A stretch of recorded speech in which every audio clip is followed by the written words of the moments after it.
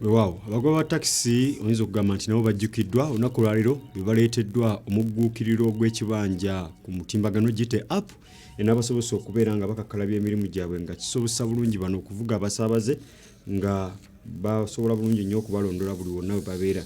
Kigambibwa okuba nti enkola eno ba app eno ejja kusobozesanga abagoba ba taxi okubanga bavugira abasaabaze ku mutimbagano nga basobola bulungi okubalondoola n'okusobola okumanya obuzibu bayinza okubeera nga baweŋŋangamu obadde businga okweŋŋanga entambula ya taxi.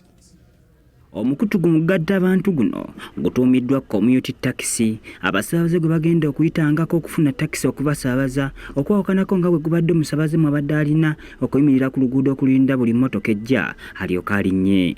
Enkola eno yakoleddwa ng'egenda kuganyula enjuyi zombi omuli omusaabaze n'omugoba wa taxi nga kyakumalawo n'obubbi obubadde bweyolekera mu nzirukanya ey'omulimu guno. Tuba tulina information ya national ID, tuba tulina information ya driving permit, era omuntu oyo kiba kyanguwa nnyo omusiba kubanga tugambe ne bwe bagamba nti si ye nannyini taxi, era tuba tusobola okukola ki ogamba nti okay katandikire ku nannyini taxi atufunira omuntu wati kubanga yabadde mu taxi ye.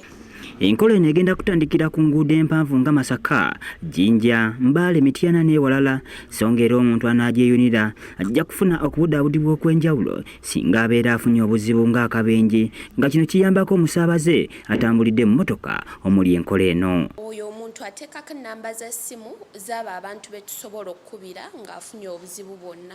Kati wabaawo obuzibu bwonna ne bwe kiba nga tugambe abadde mwana n'atatuuka gy'alaga oba ne wabaawo accident, ffe nga kampani tuba tusobola okugenda nga tukontaktinga. Wetwogeddeko n'abamu ku bantu abasomeseddwa engeri enkola eno gy'egenda okukolamu bategeezza omusasi waffe nga bwe bagisaanyukidde nnyo olw'okuteekawo embeera ennungi mu nzirukanya y'omulimu gwa takisi.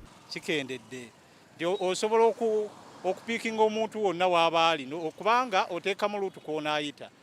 Katugeze nti nva Makindye ne ngamba ngenda kusimbula e Makindye mpite ne Ekibuye, mpite na Lukolongo, mpite na Teete paka Masaka.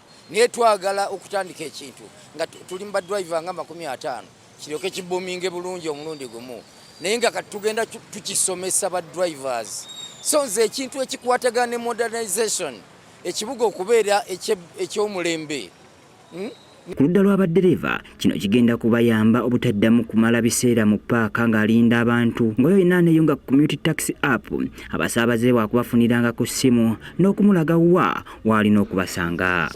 Nga paaka bw'ozimanyi oba n'ebifo kati bw'ogenda ku lw'entebe ez'entebe zaavaayo ne baziza ate mu busaafi kati weesanga nga bapasenja abamu abava mu bifo eby'enjawulo tebasobola kumanya nti wano wenninyira ez'entinda, wano wenninyira ez'entebe, wano wenninyira ez'e Masaka.